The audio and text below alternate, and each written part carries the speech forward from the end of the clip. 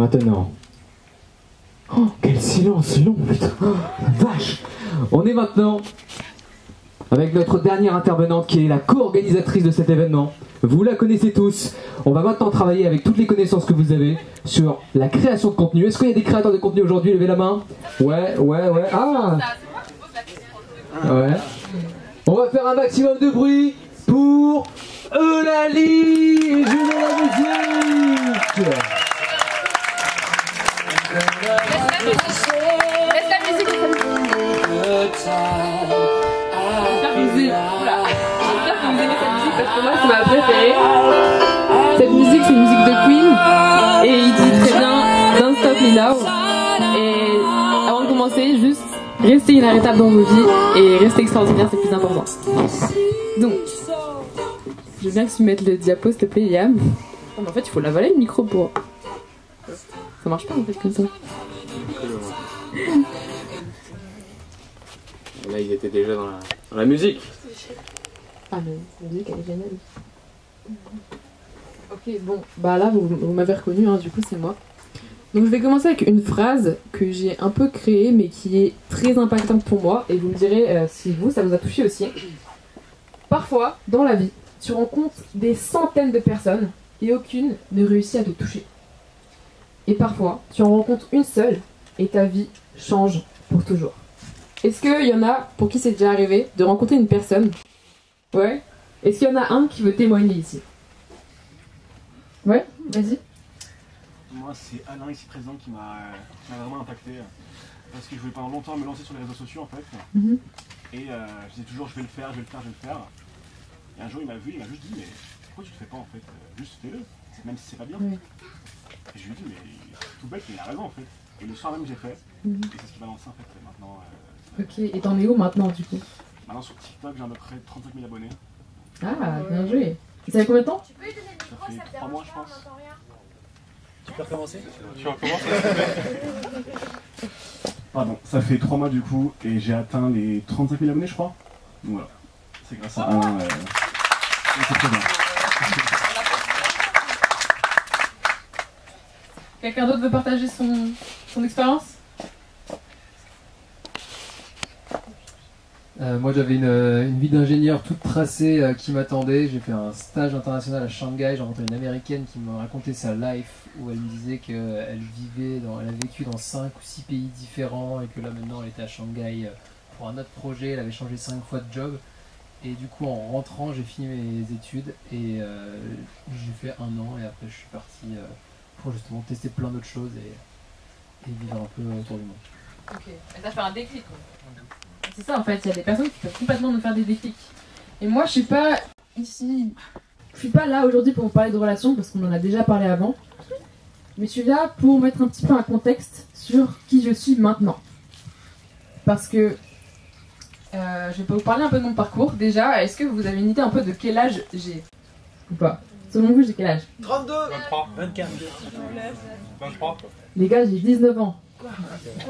J'ai 19 ans et mon parcours, il n'a pas commencé sous la couette de Julia. Encore parfois pour des voix off, il a commencé sous la couette. Mais il a commencé à 15 ans, sous le regard un peu désapprobateur de mes parents. Il faut savoir qu'ils détestaient les réseaux sociaux et vraiment ils voulaient pas du tout que je me lance. Donc j'ai commencé avec des posts multilingues. Mon papa il est allemand. Donc j'ai commencé à faire des citations en français, allemand, anglais. Parce qu'à l'époque, en 2021, c'était tendance les posts. Maintenant c'est les réels.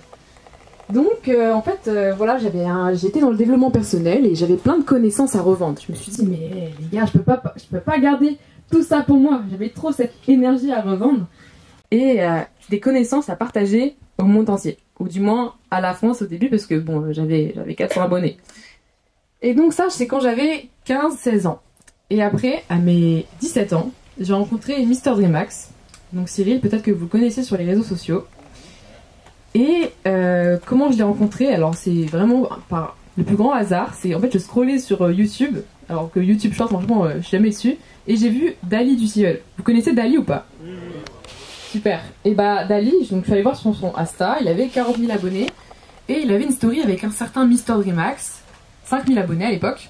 Alors maintenant il a plus de 600 000. Et je regarde ses vidéos à Cyril et je me dis, waouh, mais il a une éloquence exceptionnelle, ce gars. Donc je repartage, et en fait, il y a un échange qui se crée. Et donc on se rencontre en vrai. Il a même regardé ma première vidéo YouTube, donc quand j'avais 15 ans. Je vous montre un extrait. C'est vraiment catastrophique. Hein. C'est comment le...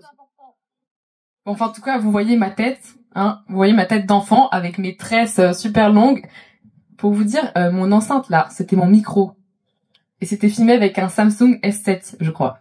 Donc, je pars quand même de très loin. Et cette vidéo, c'était vraiment une inspi que j'avais eue sur le moment. Je me suis dit, allez, on va tourner, pourquoi pas. À la fin de la vidéo, je dis, je t'aime et je crois en toi. Et vraiment, j'avais que de l'amour à repartager, même si c'était pas très structuré. Ah, non, c'est pas ça que je voulais faire. Ah oui, d'ailleurs, ça, t'es comment? C'est ça, hein? Ok. Ah oui, je voulais vous montrer aussi un peu mes premières vidéos courtes pour vous donner un peu une image par rapport à maintenant, où je fais des courts-métrages, je fais des fictions, des voix off, etc. Je sais pas si on peut vraiment voir. Mais franchement, mon acting, il a été désastreux. Et il a été longtemps critiqué. Je sais pas si ça va marcher ici, parce que la connexion... Non, ça marche pas. C'est pas grave. Mais en tout cas, ma première vidéo, c'était une fiction. Et vraiment, je parlais comme une IA. J'étais... alors, c'est quoi tes résolutions comme ça? Et c'était vraiment désastreux. Et après plus de 380 vidéos sur les réseaux, à peu près, et donc plus de 240 000 abonnés en tout sur les réseaux, bah j'ai pu développer certaines compétences que je vais vous partager aujourd'hui. Donc là, c'était pour remettre un petit peu dans le contexte. Donc quand je me suis lancée, comme je vous ai dit, j'avais énormément peur.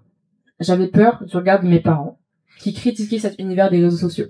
J'avais peur des critiques des inconnus, parce que des critiques, je m'en suis pris. Et même une fois, dans la rue, j'étais dans un café, où il y a une inconnue qui est venue pour m'insulter directement. Et je peux vous dire que mon ego, moi qui était pas mal susceptible, il a pris un coup. Mais c'était aussi une énorme leçon. Donc j'ai pris confiance en moi. J'ai appris énormément des critiques, et toutes ces peurs que j'avais avec mes parents et tout, en fait, je les ai mis de côté. C'est-à-dire que je les ai affrontées, et j'ai fait à mes parents, en fait, je vous laisse pas le choix. Je vais le faire, c'est tout. Et moi, ça me fait vibrer. Et vous, si vous êtes pas d'accord, tant pis en fait, parce que je vais le faire. Et maintenant, mon père, il a créé un compte Insta, Mr. Good Vibes, juste pour suivre mes vidéos. Et du coup, il a un abonnement, c'est moi. Voilà. Donc, via les réseaux sociaux, là, j'essaie d'un peu de vous persuader pourquoi être sur les réseaux sociaux. Et je dis bien persuader, parce que maintenant, les réseaux sociaux, c'est pas du convaincre.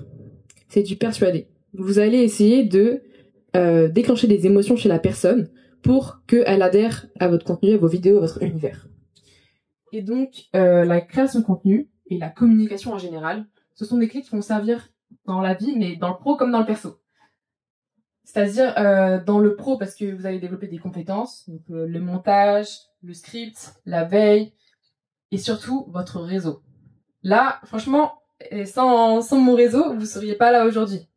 Et donc, la création de contenu, imaginons vous avez besoin, je sais pas, d'un studio pour un podcast, pour un shooting, vous cherchez dans vos contacts. Vous avez besoin d'un intervenant comme Liam ici, vous cherchez dans vos contacts. Les contacts, c'est super puissant.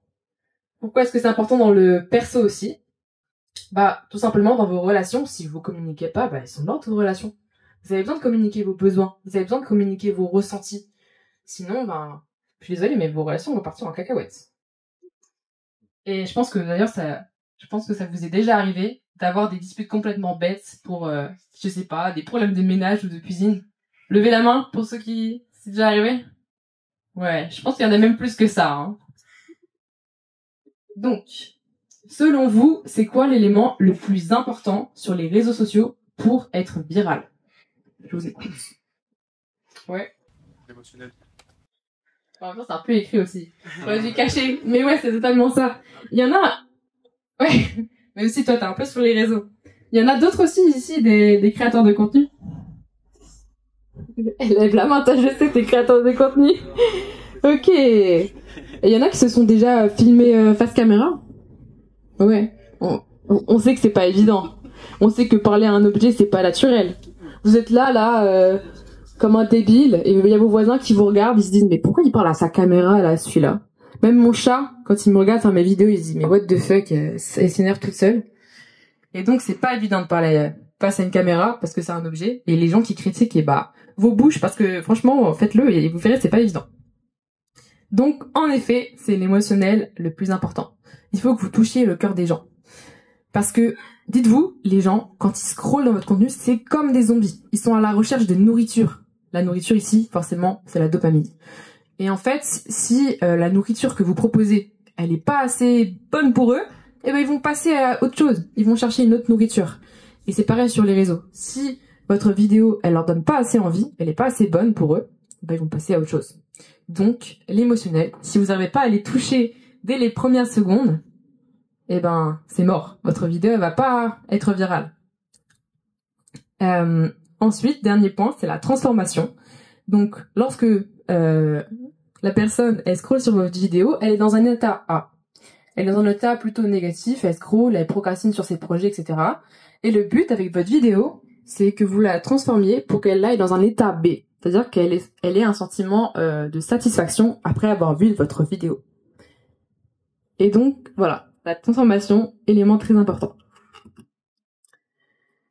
Donc, pour commencer, déjà, sur les réseaux, c'est bien de se lancer comme toi tu l'as fait. De se lancer. Après, c'est intéressant aussi en commençant, de tester différentes choses. Mais aussi de se demander c'est quoi votre cible en fait.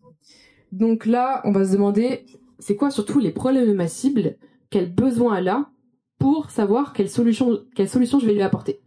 Moi, au début, je faisais des vidéos dev perso, mais ultra larges.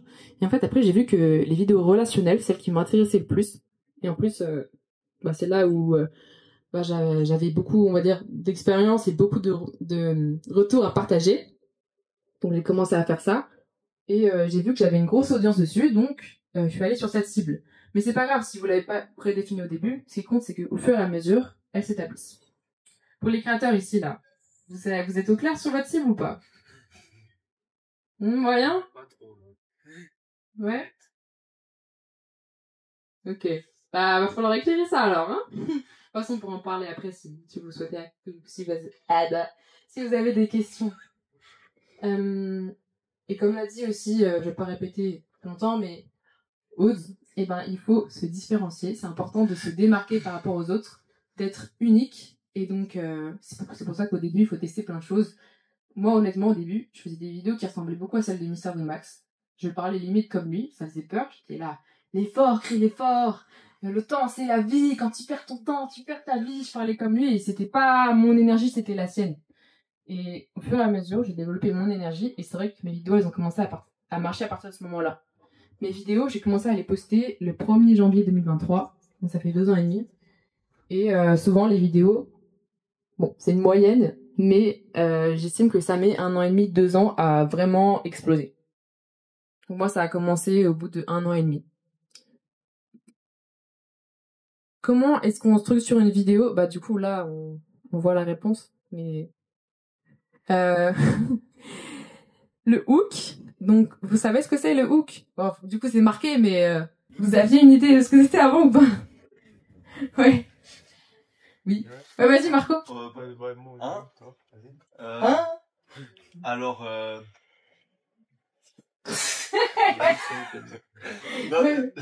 c'est les premières secondes de la vidéo qui engagent un stop scroll et qui intrigue jusqu'à la fin de la vidéo pour créer un maximum de watch time. Et voilà. Et voilà, c'est très bien résumé, j'ai même pas besoin de rajouter quelque chose. Votre hook, pareil, s'il est pas émotionnel, il va pas accrocher le zombie. Hein. Et le zombie, il a besoin d'être nourri. Ensuite, il faut savoir que dans les vidéos, il y a des formats et des concepts. Donc, les formats, c'est par exemple une fiction.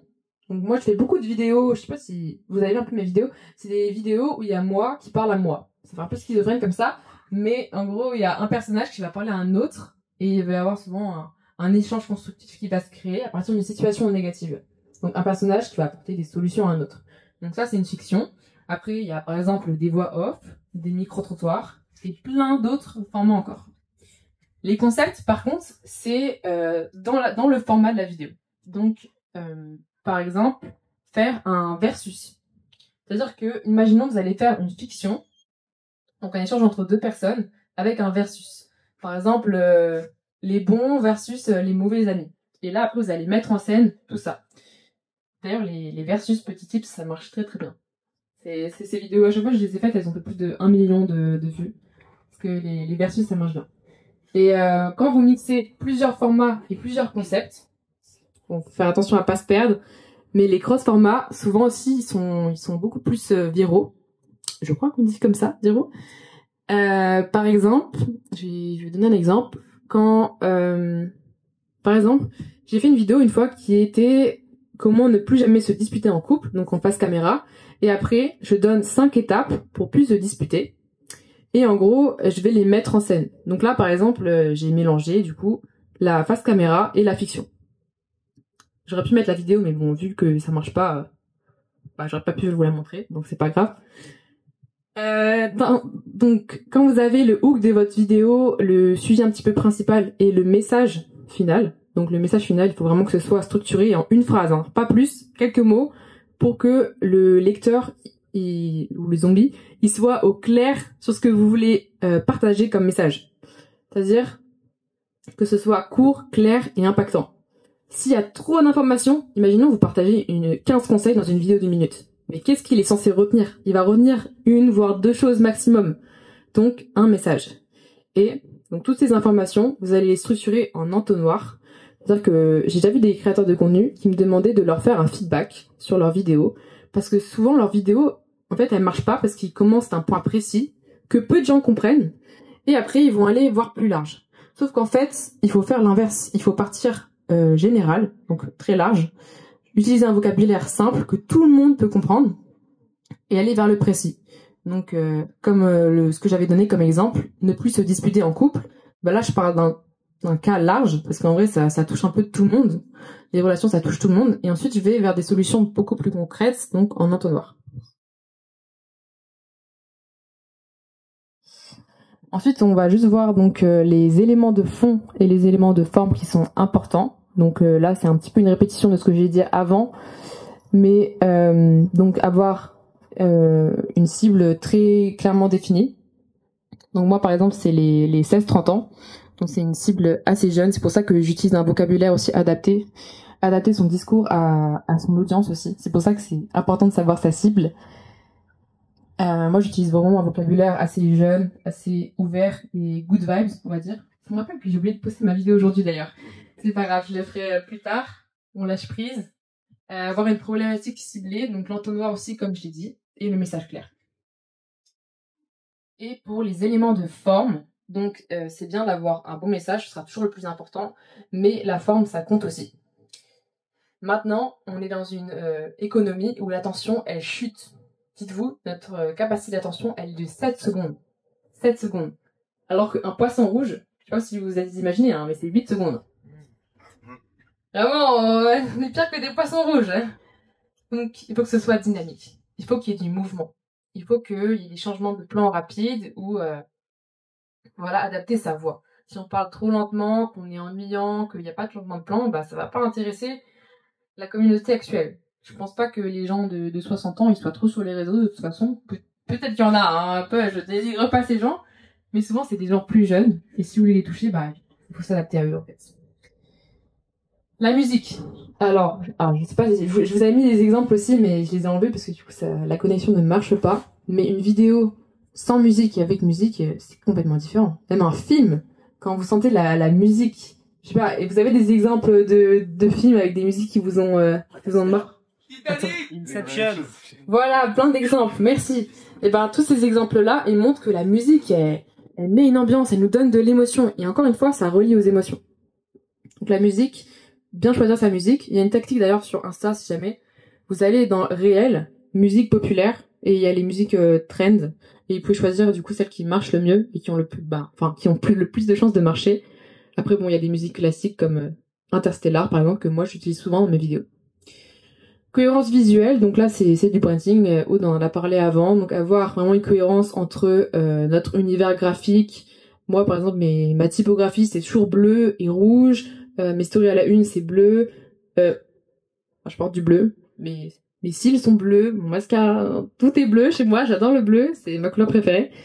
Et avoir un vocabulaire simple, comme j'ai dit tout à l'heure, donc s'adapter toujours à son audience avec un vocabulaire le plus simple possible. Je l'avais supprimé cette slide. Mais c'est pas grave. On va faire avec. Il y a beaucoup de personnes souvent qui me demandent où est-ce que j'ai mes sources d'inspiration pour mes vidéos. Et ben, sachez que je fais pas mal de veille et je vous encourage aussi à en faire. Et pas que en France, aussi sur le marché américain ou anglophone. Parce que il y a beaucoup de vidéos où ils sont en avance sur nous, vraiment. Et il faut pas hésiter à regarder ce qu'ils font, ce qui marche pas, pour s'en inspirer. Les créateurs ici, là, vous faites un peu de la veille? Ouais. Très bien. Après, il y a aussi les échanges personnels, donc beaucoup d'échanges avec des amis que je peux avoir et donc des situations qui traversent dans lesquelles je vais m'inspirer et des expériences vécues où je vais justement réfléchir, me poser avec une feuille, écrire. Moi, je suis quelqu'un qui écrit beaucoup de poèmes et tout, et donc voilà, j'écris sur les expériences que je vis et après, je vous les repartage à travers mes vidéos. Là, je voulais faire un petit exercice avec vous rapidement. On va analyser du coup 2 vidéos que j'ai faites et vous allez devoir savoir laquelle a marché ou pas. Il y en a une avec Joseph. Je sais pas si ça va marcher. Hein. Dis-moi que ça marche. Allez. Oui, ça marche. Il n'y a pas de son. Tu vas demander, qu'est-ce que tu veux? Ça va. Pourquoi t'as toutes les personnes que tu croises comme ça? Je sais pas, tu vois, je ressens ce besoin de sauver les autres. J'ai l'impression que c'est ma responsabilité. Tu sais, t'es pas un super-héros. T'as ta vie et puis t'es pas obligé de te sacrifier pour les autres comme ça. C'est vrai. Et tu sais comment ça s'appelle ce quota? Ah, parce qu'il y a un nom pour ça? C'est le syndrome du sauveur. Ou alors le complexe du messie. Après ce qui vient de se passer, tu te sens pas très bien, non? Ouais, j'ai l'impression que tout est de ma faute. Sauf que ça l'est pas. On peut pas tout contrôler dans la vie. Ouais, mais j'aimerais bien le pouvoir, tu vois. Malheureusement, c'est impossible. La seule chose que tu peux faire pour alléger ton esprit, c'est lâcher prise et accepter la situation comme elle est. Ouais, mais t'as raison. Mais en vrai, comment tu sais tout ça? Faut t'abonner à Mademoiselle Destiny. Voilà, le petit call to action à la fin qui est très, très important. D'ailleurs, call to action aussi. Là, c'est un petit bonus, mais franchement... la vie de digital nomade, se réveiller. Ouais, super. Ouais, c'est dans un moment pour moi. Petit bonus pour le call to action. Dites-vous, une vidéo qui peut faire les mêmes vues. Si vous faites un call to action, elle peut vous rapporter vraiment le double d'abonnés. J'ai fait une vidéo, elle a fait 1 million de vues, je crois. Elle m'a apporté 2000 abonnés parce que j'ai pas mis de call to action à la fin. J'ai fait une autre vidéo, elle a fait le même nombre de vues. J'ai mis un call to action à la fin. Elle m'a rapporté 22 000 abonnés. Donc franchement, la différence, dites-vous là, c'est un gros nombre de ce que j'ai sur Insta et elle m'a rapporté beaucoup d'abonnés juste avec un call to action. Donc n'hésitez pas à en mettre un, même s'il est discret et subtil. Deuxième vidéo. Pourquoi ça monte comme ça? Tu veux une cigarette? Non merci, je fume pas. Attends, mais tu fumes pas, tu bois pas, tu sors pas en boîte, tu fais quoi en fait? Ta vie elle est ennuyante, non? Non, mais tu sais, il y a 2 choses dans la vie. Ah ouais? Quoi par exemple? Faire une séance de sport, cuisiner, aller dans la nature, voir ses vrais amis. Attends, mais qu'est-ce que tu veux dire par là? Que j'ai pas des vrais amis? Je sais pas, attends de me dire, est-ce que ces personnes que tu rencontres en boîte, tu les revois dans un autre cadre? Et surtout, est-ce qu'elles te rendent heureux? Pas vraiment, non. La vraie question, c'est est-ce que t'es heureux avec ce mode de vie? Parce que c'est ça le plus important au final. Ou est-ce que quand tu rentres chez toi, tu te sens vide et seul? Avoue que je cherche toujours à être avec quelqu'un ou alors à faire quelque chose, parce que sinon, je me sens mal. Donc tu vois, ma vie, elle est peut-être ennuyante, mais je l'aime comme elle est. Et je pense que c'est le plus important pour moi. J'espère sincèrement que tu trouveras le bonheur, peu importe ce que tu choisiras de faire. Voilà, pour cette deuxième vidéo, donc selon vous, quelle est celle qui a le plus marché et pourquoi? La première parce qu'il y a Joseph. Ok, bon, un vote pour la première et le reste pour la deuxième. Et pourquoi alors? La musique. Oui. Pas sûr par rapport à au début. Pour le dynamisme, la musique, l'acting. Et par rapport au hook. Ouais, c'est exactement ça. Dans le premier, déjà le hook, il a mis du temps à arriver. Je sais pas si vous avez remarqué, mais le hook, au début, c'est juste un titre quand tu veux aider tout le monde avec une tête de mort. Et en fait, avec Joseph, on marche. Et je pense qu'on a mis trop de temps à marcher et on aurait dû faire ça plus rapidement. Aider tout le monde, bah ça touche pas forcément tout le monde. Aider tout le monde. Ouais. Il y a des gens qui aiment aider, d'autres non, pas forcément. Alors que la deuxième vidéo, c'est ouais, tu veux une cigarette, ça fait un peu une situation que tout le monde pourrait vivre. Et je pense que d'ailleurs l'influence de la cigarette, je sais pas s'il y a des fumeurs ou pas ici, peu importe, mais quand on est jeune ou ado, on peut facilement se laisser influencer et quelque part on traverse tous cette phase. Donc on s'identifie beaucoup plus au hook de la deuxième vidéo. Et ça, donc c'est le plus important. Et il y avait beaucoup de personnes en fait dans les commentaires quand j'ai regardé qui se sont identifiées et qui étaient là, oui c'est vrai, moi je suis tout seul chez moi et tout, enfin je fais mes trucs, mais je suis jamais allé en boîte, j'ai jamais bu, machin, et je suis très heureux comme ça. Et le but de la vidéo, c'est d'être heureux avec qui on est, ce qu'on fait, d'être aligné. Et c'est vrai que le bonheur, bah ça touche plus que le syndrome du sauveur, quoi. Donc, faites des vidéos où les gens s'identifient. Faites une liste sur tous les points où les gens ils peuvent potentiellement s'identifier à vous.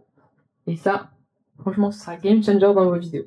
En tout cas, si vous vous lancez dans la création de contenu, mais maintenant vous n'avez pas de raison de pas vous lancer, parce que franchement, la création de contenu, ça vous propulse dans toutes les sphères de votre vie. Franchement, et sinon je serais pas là aujourd'hui à vous parler. Je serais, je sais pas, dans mon appartement, à regarder une série Netflix, ou j'en sais rien, à faire d'autres trucs, mais pas être ici, à vous parler, à faire des rencontres, et à apprendre énormément de choses avec toutes les personnes que je rencontre ici et qui sont magnifiques. C'est beau. Voilà. Merci de m'avoir écouté. Les amis, un maximum de bruit pour Eulalie.